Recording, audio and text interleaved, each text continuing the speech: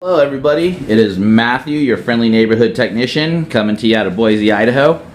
Making a video for you here that's going to talk about TVs, specifically LED smart TVs.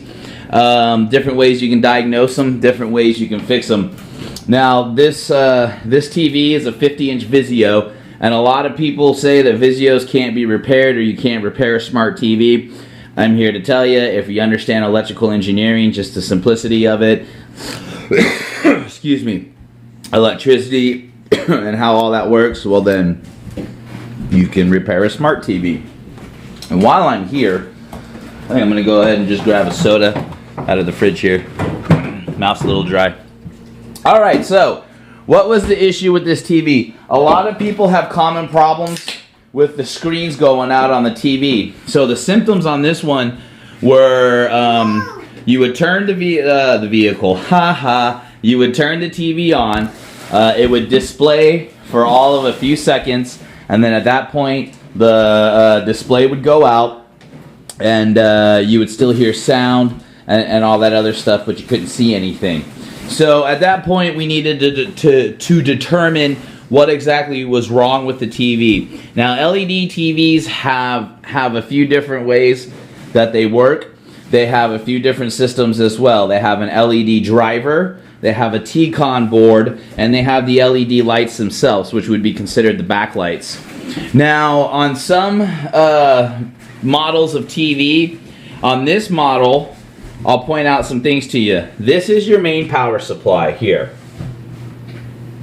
Okay? And this is going to be your main board here.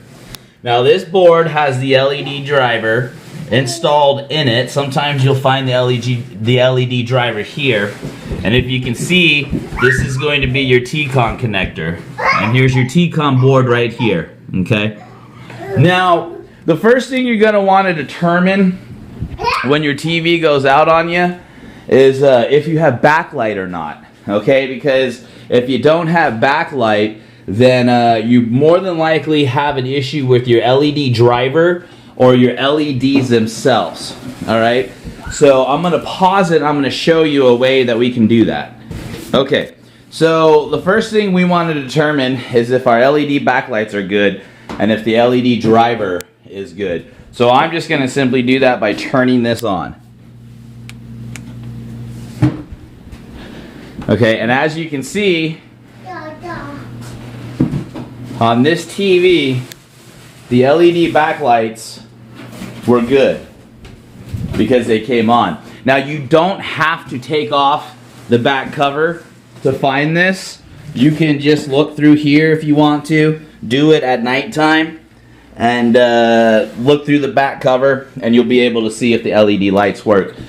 Now, if you turn it on and you don't find, or you do find that you have no LED backlights, then the problem is going to be with your LED driver, which is either going to be installed on your main board, or it's going to be somewhere in the middle here, or the problem is going to be with the actual LEDs themselves, which means you're going to have to go deeper into this TV.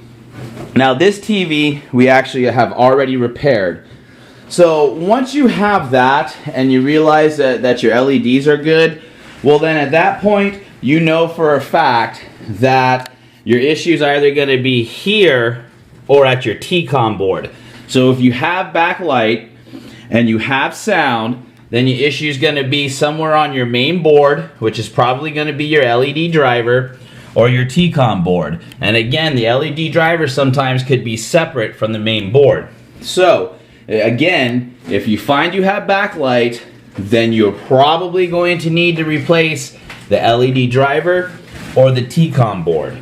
Now, the first thing I would do is, if you have backlight and if you have sound, is I would go ahead and just replace the T-con board.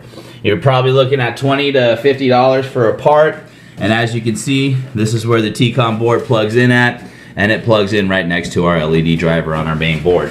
If that does not fix your problem, then go ahead and replace your LED driver, whether it be on the main board or not, and you should be good there. So now, one thing I want to point out, I did not have to replace the boards on this one. If you know what you're doing, What I found on this one, once I realized that the backlights come on and everything works, is do a visual inspection of your main board as well. And you might find that some of these capacitors are blown up and puffy.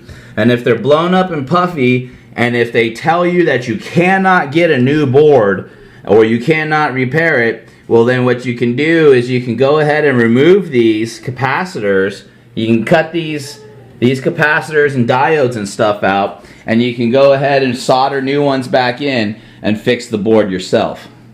So there you have it, folks. This TV has actually been repaired.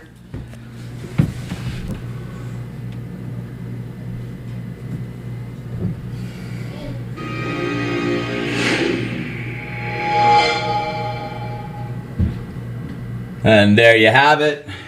We've been in good shape now for about an hour, off and on, off and on, off and on. And so on this one, by replacing a few of the capacitors on the main board, instead of replacing the board itself or the T-CON board, I was able to get it to work again. So there you have it, folks. There's some information about LED smart TVs and how they work and why they like to go out and all that other good stuff. Thank you for your support. Please share and bring as many people to my page as you can. This is Matthew, your friendly neighborhood technician, signing off.